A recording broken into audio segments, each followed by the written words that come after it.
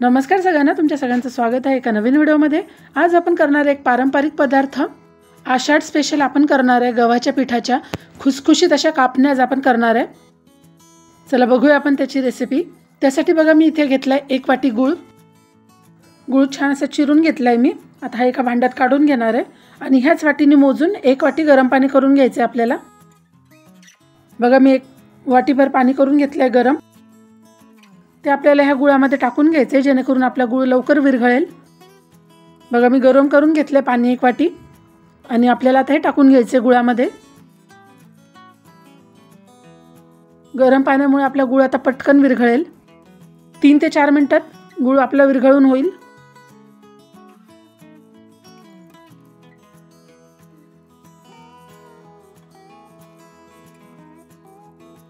तीन ते 4 मिनिटांनंतर बघा आपला सगळा गूळ पाण्यामध्ये विरघळला आहे।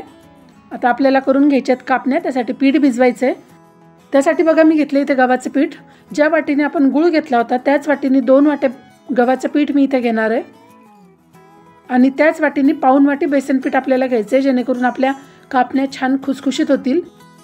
आणि यामध्ये आपल्याला जरी गोडाचा पदार्थ असला तरी थोडंसं चवीपुरतं मीठ टाकायचं आहे। गोडाच्या पदार्थांमध्ये थोडंसं मीठ टाकल्याने त्या पदार्थाची चव अजून वाढते। त्यानंतर आपल्याला याच्यामध्ये टाकून घ्यायची बडीशोपची पावडर। बडीशोप ही थोडीशी जाडसर मी वाटून घेतली आहे। आपल्याला ती पण आता याच्यामध्ये टाकून घ्यायची आहे आणि इथेच तुम्ही वेलची पावडर पण टाकून घेऊ शकता। मी टाकली वेलची पावडर पण ते शूट करायचं राहून गेलं आहे। आता आपल्याला याच्यामध्ये टाकून घ्यायचं आहे तेलाचं मोहन। 4 चमचे तेल मी गरम करून घेतलं आहे। ते तेल आपल्याला याच्यामध्ये टाकून घ्यायचं आहे।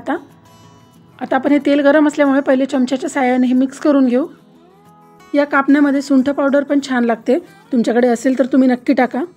आता हाताने आपण हे तेल सगळ्या पिठाला चोळून घेऊ। एकसारखं सगळ्या पिठाला आपल्याला हे तेल चोळून घ्यायचे आहे। आता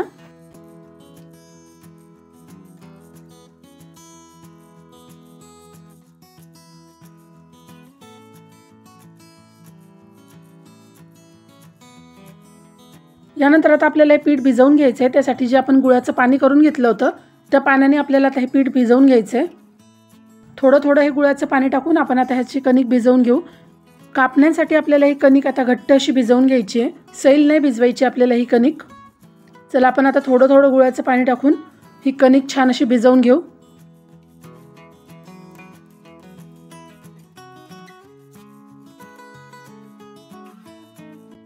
बघा छान अशी कणिक आपली भिजवून झालेली आहे।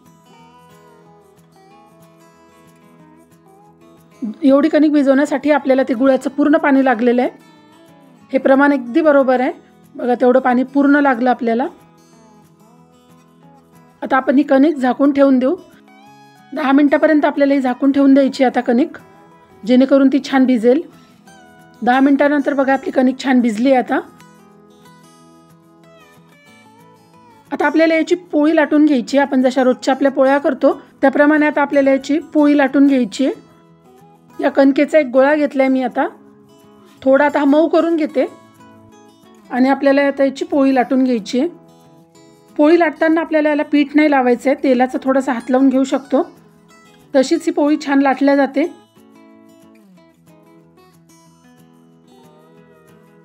तर ही पोळी आपण लाटून घेऊ। ही पोळी लाटत असताना आपल्याला त्याच्यावर खसखस टाकायची आहे।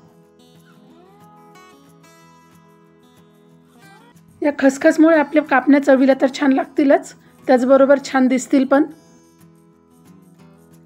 छान सगळीकडून खसखस टाकून घ्यायची आणि हाताने अशी प्रेस करून घ्यायची आहे। ती चिटकून जाते लगेच पोळीला आणि दुसऱ्या साईडनी पण आपल्याला अशीच खसखस लावून घ्यायची आहे।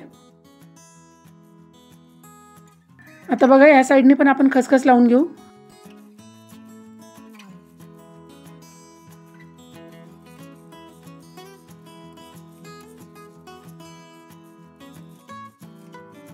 आणि आता आपल्याला याची पोळी लाटून घ्यायची आहे।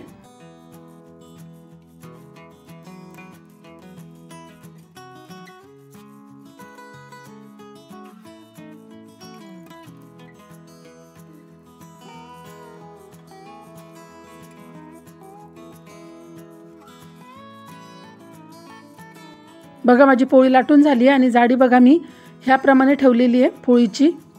आता आपल्याला ह्याच्या कापण्या कापून घ्यायच्या आहे।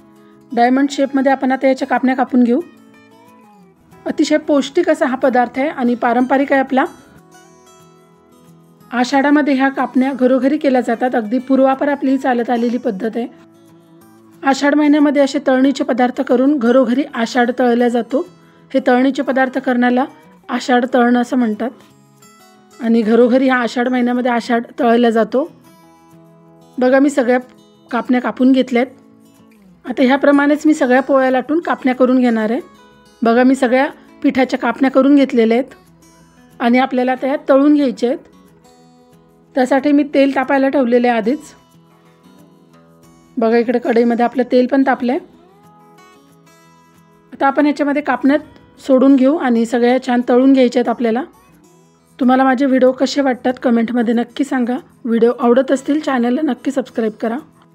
एका वेळेस खूप कापण्या आपल्याला तेलामध्ये टाकायच्या नाही आहे. थोड्या थोड्या करून आपण या कापण्या तळून घेऊ. मध्यम आचेवर आपल्याला या सगळ्या कापण्या तळून घ्यायच्या आहेत, जेणेकरून आपल्या कापण्या छान आतपर्यंत तळल्या जातील. फुल फ्लेमवर आपल्याला या कापण्या अजिबात तळायच्या नाही आहेत. आपण छान आता ह्या कापण्या तळून घेऊ.